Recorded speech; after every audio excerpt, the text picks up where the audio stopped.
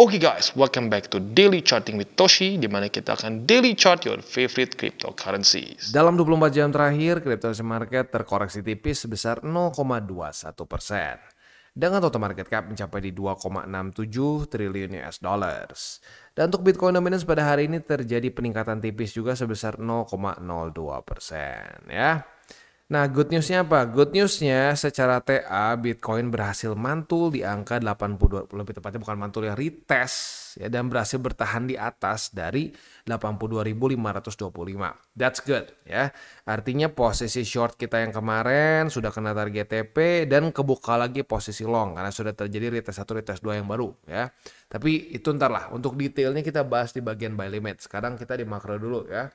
Nah, jadi overall sih oke ya, ada perlawanan dari para bulls. Bulls nggak membiarkan saja ini terjun payung begitu ya. That's good. Tapi ya kita tahu bahwa ini sudah mulai berlaku ya si tarif Trump. Ini literally sudah dilakukan oleh US Customs gitu. Sekarang udah mulai ditagih kalau ada orang yang masukin dari mana aja nih? Yang 10% itu dari Australia, Inggris, lalu Saudi Arabia dan lain-lain lagi begitu. Dan ini kita sudah bahas ya kemarin-kemarin. Ini membuat impact yang luar biasa besar ke global markets yang menyebabkan S&P 500 itu drop sampai 5 triliun USD. Artinya apa? Itu 2 kali lipat dari kurang lebih 2 kali lipat dari market cap keseluruhan kripto. Begitu. That big impactnya ya.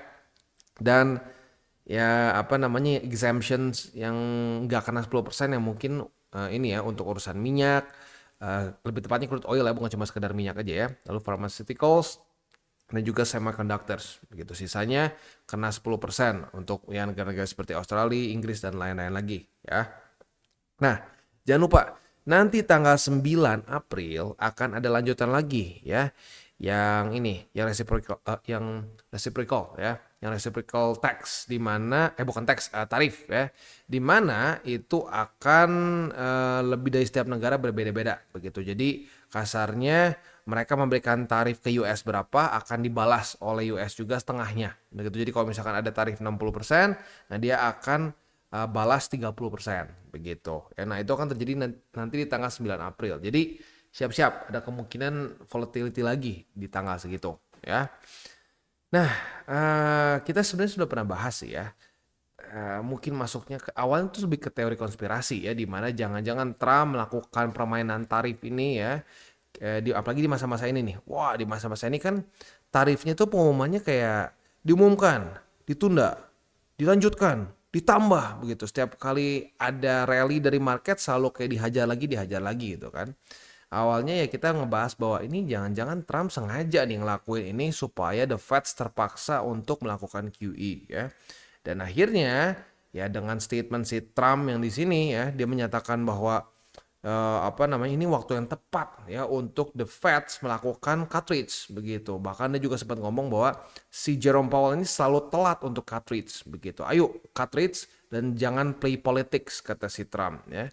Nah, jadi ya sekarang udah bukan cuma sekedar teori konspirasi, tapi ini bisa menjadi benar-benar satu skenario yang legit. Si Trump melakukan ini tujuannya untuk memaksa si Powell untuk melakukan QE begitu ya. Bukan QE lah, lebih tepatnya pemotongan interest rate dan maybe at some point QE begitu ya. Dan historically speaking juga ini memang ada pengaruhnya begitu ya. Ini dipost oleh, atau lebih tepatnya di-repost oleh investing.com ya, di mana si Jesse Cohen ini menyatakan bahwa ya the Fed ini seringkali merespon ke S&P 500 ya saat terjadi koreksi-koreksi yang lumayan signifikan.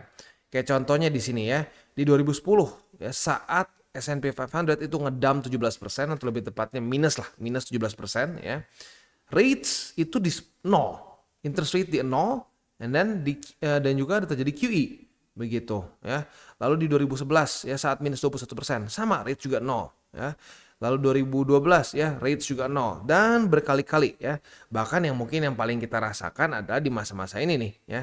Masa-masa 2020 ya, di mana ya kita bisa di sini ya minus 35% itu cut rates sampai ke 0. Begitu cut rates sampai ke 0, QE ya, dan seterusnya. Ya, itu juga terjadi di 2022. Begitu. Jadi kalau mau dibilang S&P 500 ini nggak ngaruh ke kebijakan The Fed, itu nggak seperti itu ya. Ada patternnya seperti ini. Seperti yang kita bisa lihat dari 2010 sampai 2022.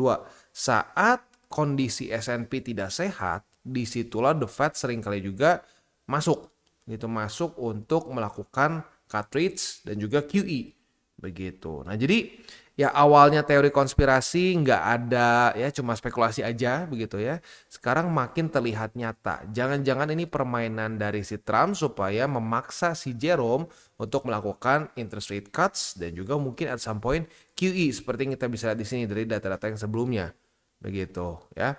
Nah, tapi ya suka nggak suka kita harus tunggu sampai mulai ada perubahannya dari the Fed begitu. Dan gue ngerti dari perspektif si Jerome, kenapa si Jerome nggak ya udah kita lakukan aja cut rates dan kita tambah balance sheet masuk ke QE. Gue ngerti juga dari perspektif si Jerome, ya dia ini bahaya juga kalau dia main sembarang cut rates dan juga QE begitu. Ini bisa terjadi seperti di 1970-an ya, di mana inflasi di US itu very sticky di mana dia nggak bisa turun-turun lagi. Itu lama setengah mati ya.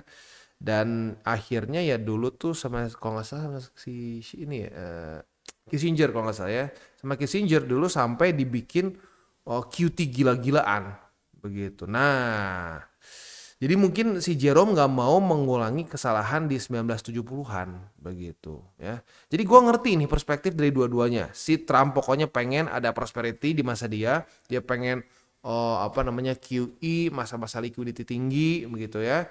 Nah, tapi Jerome takut ini bisa mengundang inflasi di 1970-an begitu ya. Jadi ya udah, kalau kita sih ya tinggal tunggu saja siapa yang akhirnya menang begitu. In the short term kalau kita pengen ya boom langsung lanjut lagi market, ya kita berharap si Trump yang menang begitu ya. Ya tapi kita harus siap juga bayar bayar tagihannya nih nanti. Maksudnya gimana Bang? Ya kita lihat aja waktu terakhir kali terjadi QE ya. Ini bukan level 1970-an loh ya. Level terakhir QE itu kan di 2020 nih ya. QE, boom ya, apa yang terjadi? Market semua ngepam, happy ya. Ya happy kalau lu invest. Kalau lu nggak invest, lu merasakan inflasinya di sini nih ya. Lu merasakan inflasinya. Ini dilakukan QT karena inflasi nggak kekontrol, ya kan? Ya lu lihat sendiri deh ya, perbandingkan barang-barang harga sebelum COVID sama harga sesudah COVID. Begitu loh. Kok bisa beda banget Bang? Ya karena QE ini akan memperbesar ya supply M2. Begitu berarti duit akan banyak di market. Saat banyak duit di market ya itu udah teori supply demand kan. Suatu barang yang supply-nya banyak di market maka ya harganya akan turun. Gini lebih tepatnya ya. Supply-nya banyak di market, ya demand-nya stays the same. Begitu. Nah, kebayang nggak kalau supply-nya makin banyak di market, demand-nya makin kecil. Udah, itu harganya terjun payung. Makanya daya beli kita post COVID it's bad. Itu berkurang dengan signifikan. Begitu. Apalagi kita di Indonesia ya. Dolar aja udah ancur-ancuran daya belinya. Nah, kita sekarang sama dolar ya bandingin dulu di sebelum COVID berapa? $1 ya, sekarang signifikan lebih tinggi kan. Nah ya itu begitu. Nah kita bayar di situ itu nanti untuk di masa depannya kita kena begituan, that bullshit begitu ya. Ya udah, jadi nggak ada, there's no such thing as free lunch gitu. Nggak ada kesannya kita pengen lanjut lagi bull market ya, tapi kita harus siap bayar dengan nanti inflasi di uang fiat kita gitu. Karena this stuff gitu ya, ini tuh not free. At some point kita harus live through it gitu. Kita harus siap dengan konsekuensinya gitu. Dan itu juga penyebabnya kenapa orang berani gila-gilaan invest di aset yang resiko tinggi, karena mereka tahu at some point ya ini dengan terjadi QE seperti ini money supply kan bertambah dengan signifikan ya. Lu bisa cari sendirilah ya. Kita masukin M2 di sini ya. Ini money supply ya. Nah, money supply itu bertambah dengan signifikan kan ya. Coba kita sebentar. Nah ini dia ya. Ini bertambah dengan signifikan nih masa-masa ini. Lihat nih, tuh bersamaan dengan QE. Nah, saat ini terjadi yaitu supply demand begitu. Dan ini juga nih ya. Ini korelasi antara si M2 ya, supply uang di market dengan si balance sheet. Lihat. Korelasinya kuat kan? Sangat kuat bahkan. Begitu. Nah, ya jadi suka nggak suka itu akan apa namanya yang membuat nanti daya beli kita berkurang. Maka dari itu orang yang nggak invest habis begitu. Jadi gue kadang-kadang suka sedikit cringe gitu kalau nggak dengar orang bilang ngapain sih investasi ya, ujung-ujungnya rugi lagi. Udahlah, investasi itu is a scam. Oh no ya. Ya, lu bisa kena scam dalam investasi, tapi investasi sendiri itu bukan scam. Karena kalau lu tidak melakukan investasi, ya daya beli lu akan terus berkurang lagi. Begitu ya, iyalah M2-nya begitu, ya. Peningkatan apa namanya supply uangnya setinggi itu, ya susah. Nah, itu makanya kenapa menurut gua orang harus invest, nggak harus di kripto, tapi minimal harus punya yield dari aset mereka. Begitu, kalau enggak, ya lu akan dimakan sama ini gitu, lu akan dimakan sama inflasi gitu, ya. Oke. Next, kita masuk aja langsung ke economic calendar. Kita bahas seminggu ke depan ada apa aja. Hari Senin tanggal 7 April dari US kita tidak ada bintang 3. Ya at least for now. Karena kadang-kadang belakangan ini lumayan sering diselipin juga ya. Jadi kita makanya hari per hari harus kita perhatiin juga ya. Kayak The Feds gitu kemarin. Seingat gue tuh waktu hari Minggu ya. Literally minggu kemarin. Itu gue gak lihat ada jadwal The Feds ini ya. Ada speech. Tiba-tiba ada speech waktu dilihat lagi ya. Ya, jadi ini terus akan kita update juga dari hari ke hari ya.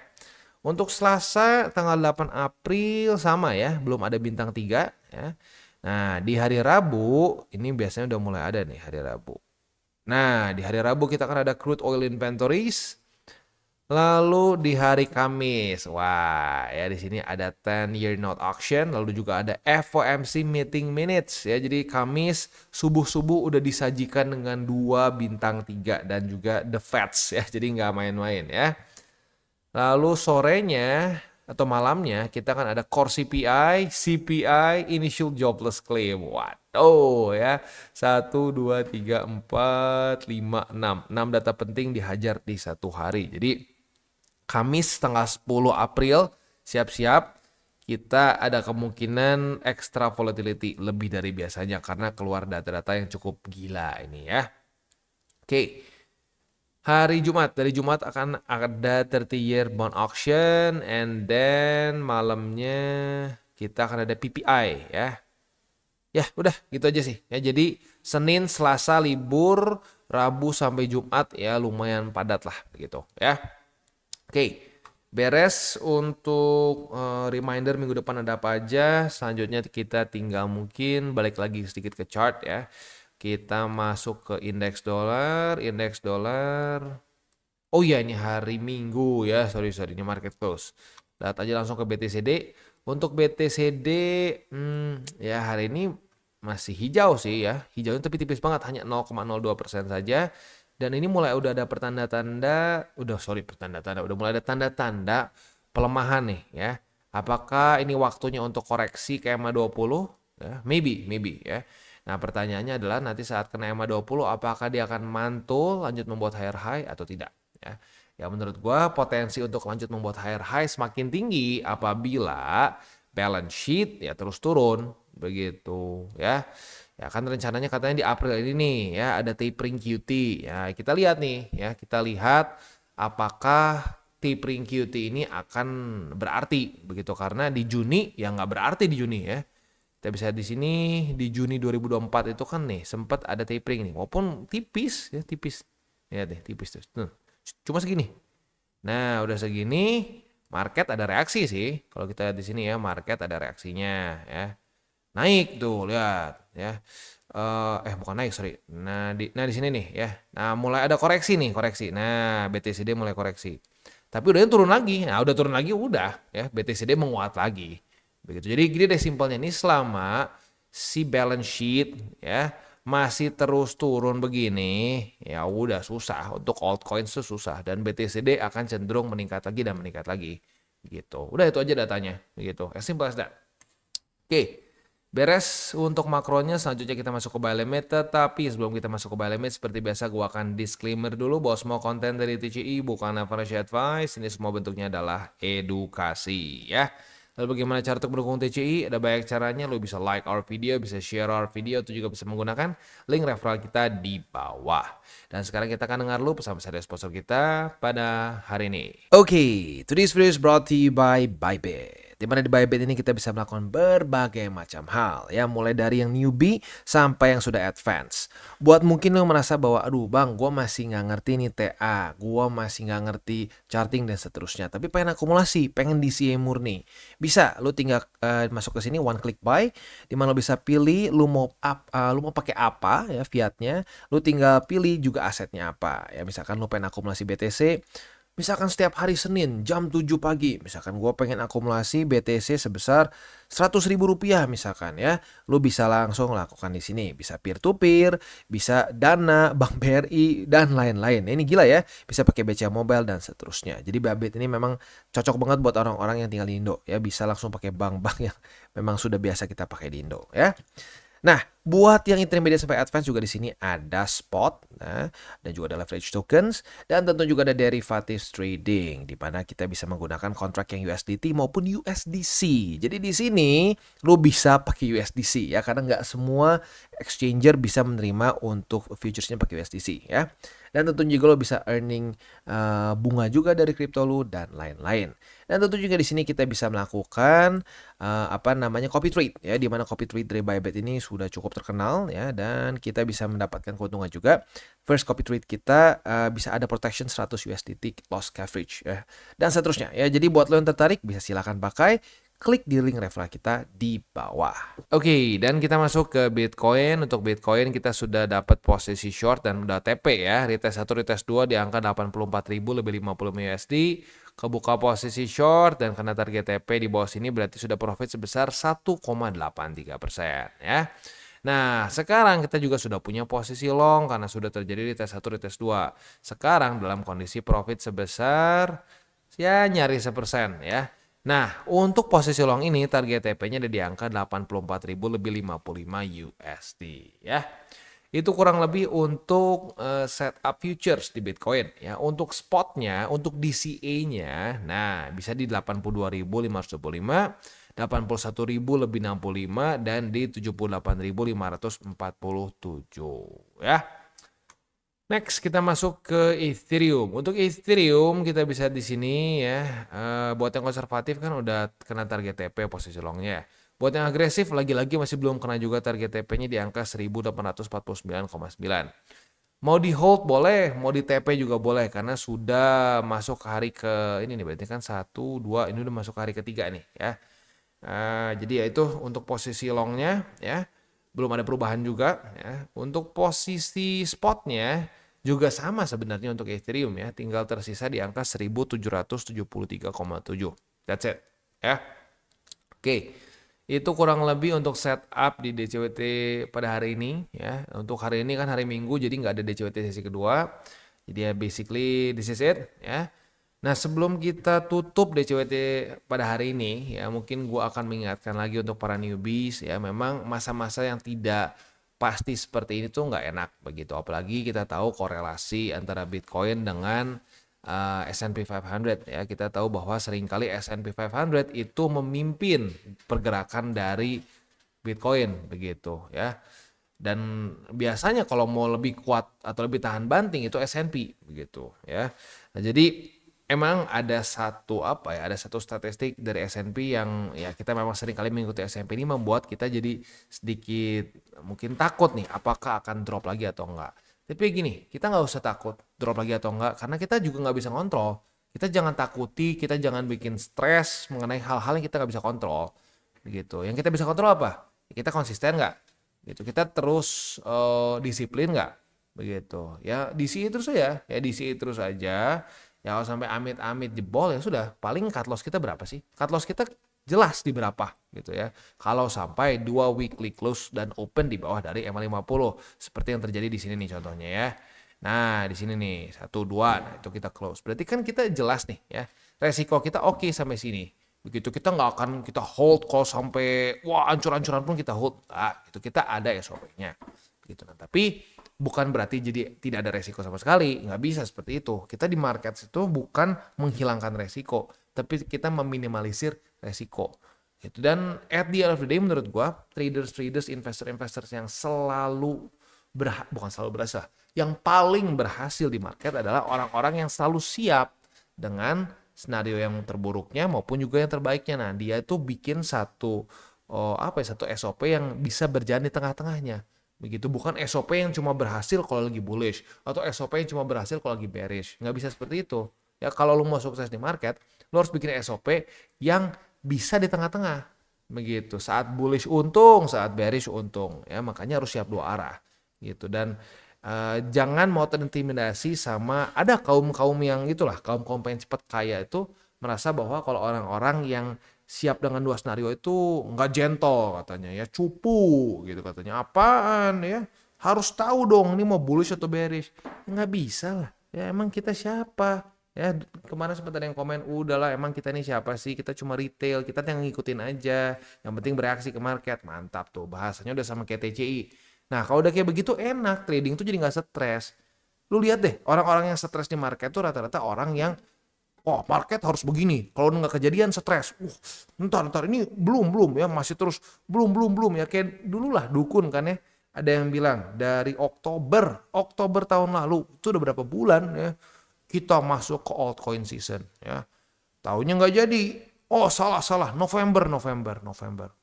Bukan ternyata akhir tahun Desember ini udah fix ya. Januari. Nah, Januari path to recovery my ass. Makin hancur kan. Ya itulah, para dukun tebak-tebakan tidak ada tanggung jawab. Dan itu udah terjadi bukan cuma di sini ya, bukan di 2024 akhir gitu. Ini sudah terjadi dari 2024 awal. Di sini banyak lah yang teriak-teriak altcoin season ya, sudah pasti ya. Nggak kejadian tuh. Jadi nggak ada yang pasti, kita cuma punya lihat data ya. Nah data sekali lagi kalau ngomongin soal altcoin season ya di BTCD kita lihat aja dia masih terus kuat, balance sheet masih terus turun ya susah begitu ya. Oke, kita tutup dengan 3 golden rules. Jangan berkeuangan panas, jangan over leverage, berpikirlah jangka panjang ya. Dan yang terakhir, salam tabur tuai. Apa yang lu tabur akan lu tuai, jadi taburlah sebanyak mungkin hal baik. Oke guys, jadi itu adalah akhir dari segmen DCWT kita pada hari ini. Dan jangan lupa bagi kalian yang merasakan manfaat dari segmen ini, jangan lupa untuk share ke teman-teman kalian. Dan apabila lu pengen mensupport channel kita, ya TCI, jangan lupa untuk menggunakan link referral kita di bawah. Nggak wajib ya, tetapi apabila lu menggunakan link referral kita di bawah, ada macam-macam ya, dari Bybit, Huobi, Maxi, toko kripto, dan banyak lagi ya. Ya, walaupun nggak wajib, tapi kalau menggunakan link referral kita, lu secara langsung membantu perkembangan dari TCI. Dan satu lagi, jangan lupa juga untuk join Telegram group kita, di mana kita bisa ngobrol-ngobrol santai mengenai dunia cryptocurrency secara dua arah. So, jangan lupa untuk like, subscribe, click the bell icon, and see you on the next video.